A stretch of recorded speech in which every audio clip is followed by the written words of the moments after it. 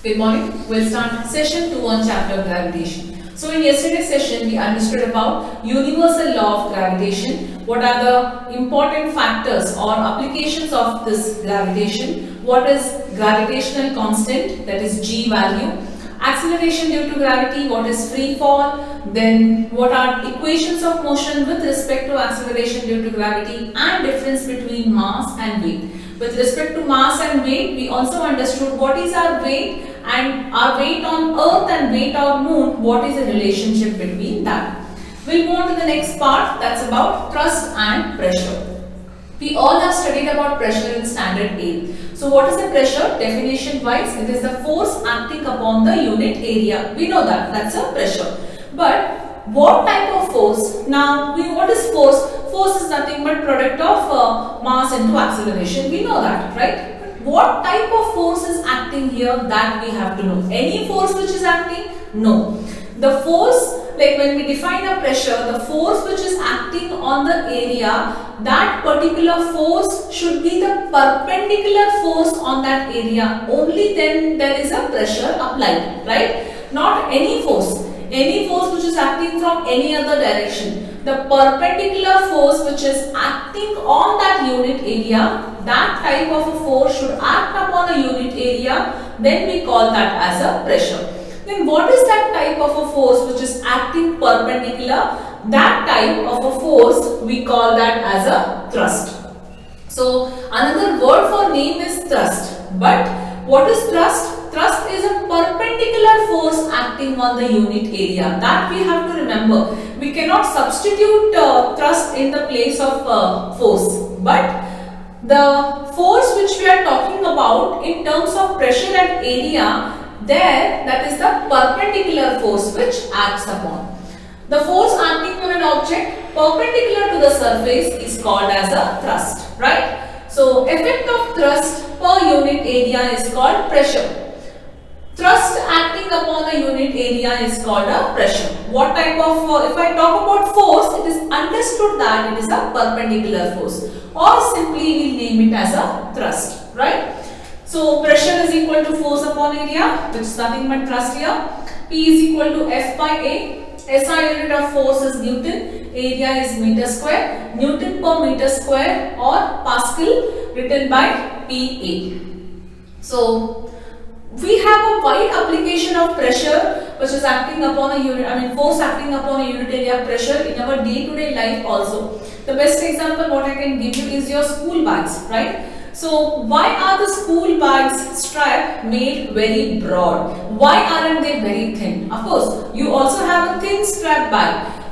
We use that. But the thin strap bag, when you put your heavy books into it, it will start hurting your shoulders, right? Rather, your school bag, if the strap is very broad enough, it does not hurt much. Simple. Why it will not hurt? For example, thinner the strap, the pressure exerted on it is more. So, more is the pressure. That means, for example, or I can tell, less is the area. Of course, the bag area strip is very narrow. That means area is very less. Pressure exerted on that is more. That is why it hurts. Suppose in case if I increase the area, pressure exerted is less. Of course, right? For pressure is directly proportional to the force and inversely proportional to the area. We have it here only. When we use knife, which side of the knife we use to cut or chop the vegetables? We use the sharp edge, not the blunt one. Why it is made sharp? Area is less. So, if area is less, see for example, you might have experienced this. Talk to your mom in the kitchen when she is here chopping vegetables. If she is using the very old knife, she has to literally put pressure to chop the vegetables, right? That means she has to put a pressure, only then the vegetables get cut. But in case if it is a new knife, right? The edges are very sharp. You just touch upon that and the vegetables get chopped. There are few examples which I have given also here. Let's just go through them. The base of a high buildings is made wider so that the weight of the walls act over the large surface and pressure is less. School bags are having broad strap so that the weight of the school bag falls over a larger area of the shoulder and produce less pressure and becomes less painful. Then blades of the knives are made sharp, that's what we discussed. So very small area on applying force, it produces large pressure and cuts it very easily. Of course, but you are not actually putting much pressure there. So immediately when you chop it, it gets cut.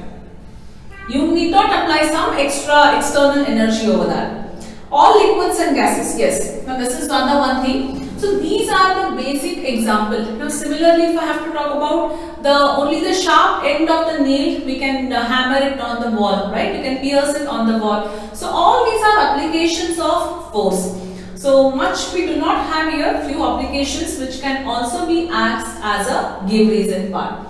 When we talk about a pressure, so here when we spoke about pressure only acting on the solid part, pressure acts on fluid also. That means fluids also exerts pressure. Now what do you mean by fluids?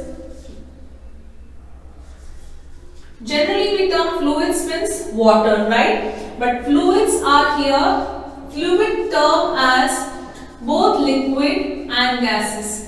So how do we define fluid? Anything which has a tendency to flow is called as a fluid. Liquids flow, gases also flow. So fluids also exert pressure. Now we know that liquids exert pressure to the walls of the container. Gases also exert pressure on the walls of the container. But we are not discussing anything about gases here. Let's talk about the liquid part. Now generally fluid part. Suppose example, take a bucket. You have a bucket at home or a tub at home. Take a mug. Okay. Take the mug and just try to immerse the mug into the water. Right. Does it immerse very easily? No. You have to apply force to immerse the mug into the water. When you immerse it into the water, just take out your hand. What happens? It bounces back. Point number one. Second point is, put the mug now in the other direction. If you have inverted it, put it in this direction and also try the same thing. Of course, that time what happens is, you try to push it down, difficult to push, but once it goes down, it fills. Now that is different. But what is happening here, when you are trying to insert or immerse a mug into the water is also exerting some pressure in the opposite direction, right? That means what we can say is the force which acts in the upward direction. That type of a force is called as a buoyant force, or in other words we call that as a buoyancy. The force which brings back the object back on the water, or the force which acts on the water to move in the opposite direction, that is called as a buoyant force. Now that is something based on the Archimedes principle. So let's understand that in detail now.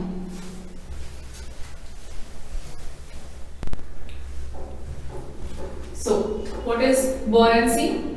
That is what, as we discussed, something force which is acting in the opposite direction, right? The upward force experienced by an object when it is immersed into a fluid is called a force of buoyancy.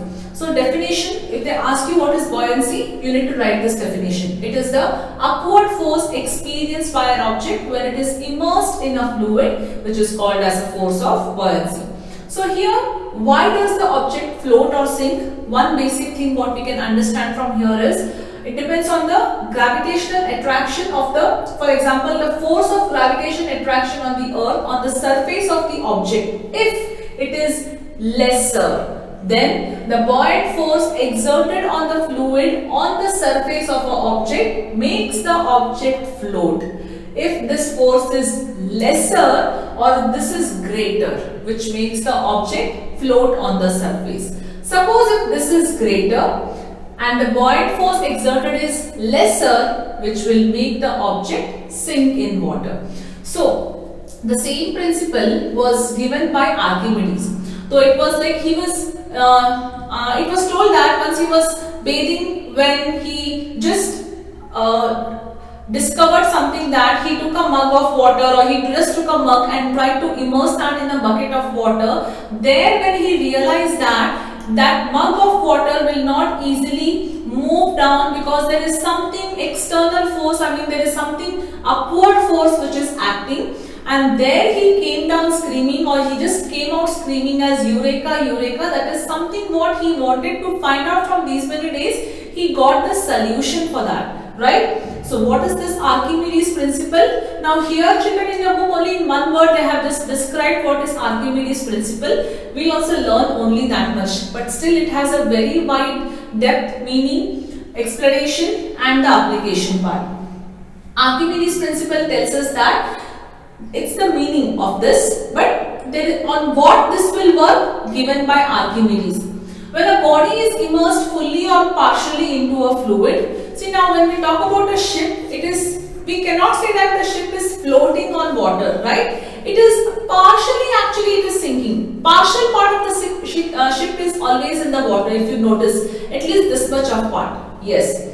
So when a body is immersed fully or partially in a fluid, it experiences an upward force that is equal to the weight of the fluid displaced by it. When you took a mug and tried to immerse that mug in the tub of water, you can even try that immediately after the class. Do you see that there is some water displaced by what? The force with what you are pushing it down. Of course, there is an external force which is acting in the upward direction, which will not allow the mug to go inside. But there is some amount of water displaced in that. So that is, when the body is immersed fully or partially in a fluid, it experiences an upward force that is equal to the weight of the fluid displaced by it. This is Archimedes principle. Now based on this we define buoyancy. So based on Archimedes principle only ships, submarines, these are designed, right? So applications, you can just write ship, submarine, etc. Nothing much will be asked in this. What you have to remember here children, definition of buoyancy. What is Archimedes principle? Its application. That's all here, nothing much about it. The last part in this chapter is about density and relative density. We'll just discuss that.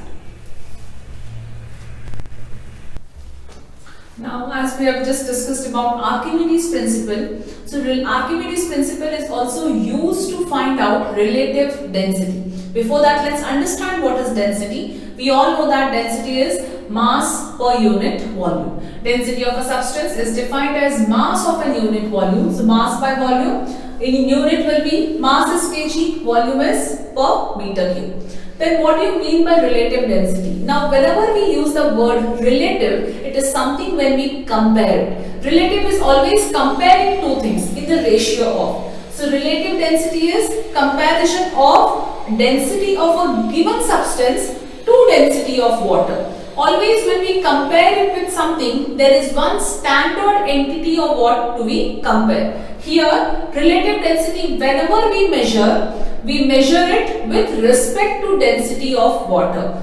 The definition goes, it is the ratio of the density of the given substance. It could be any given substance to density of water gives us the relative density.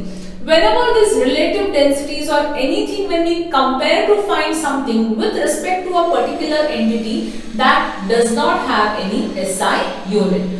Sometimes a question is asked, what is the SI unit of relative density? You have to just write relative density has no unit, that's all. Definition, the formula, density of substance divided by density of water. We all know that density of water is 1, right? Anything which has less than 1 and more than 1, that will make the object to sink and float. We all know that. But still, it will be given to you.